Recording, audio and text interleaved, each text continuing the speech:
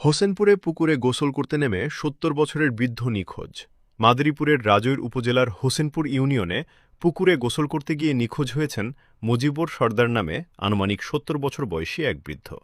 আজ বুধবার ১২ আগস্ট দুপুর ১২টার দিকে হোসেনপুর ইউনিয়ন পরিষদের সামনে একটি পুকুরে গোসল করতে নামার পর তিনি নিখোঁজ হন।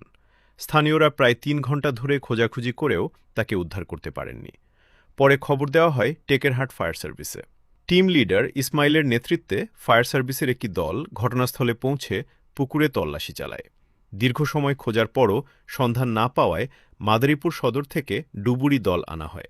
শেষ খবর পাওয়া পর্যন্ত উদ্ধার অভিযান চলমান রয়েছে, তবে মুজিবুর সর্দারের কোনো সন্ধান পাওয়া যায়নি।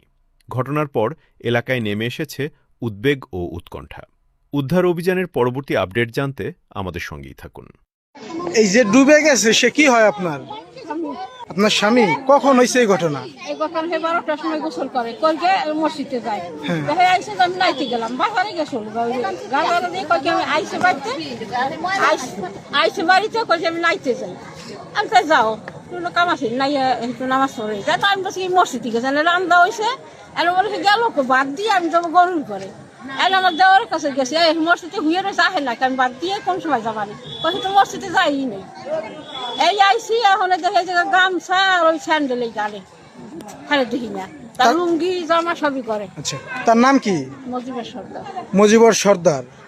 আচ্ছা, তার ঠিকানা হলো হোসেনপুর। এই ঘটনা হলো আজকে দুপুর 12টার সময় সে নিখোঁজ আর কি। আচ্ছা, যে ডুবে গেছে সে কি হয় আপনার? ভাই হবে। আচ্ছা, সে কখন এই ঘটনা কখন ঘটে? 1:30টার দিকে ঘটে। আজকে 1:30টার দিকে ঘটনা ঘটে। তার নাম কি? মুজিবুর সর্দার। মুজিবুর সর্দার। যখন সে ডুবে যায় তখন আপনারা কি পদক্ষেপ নেন?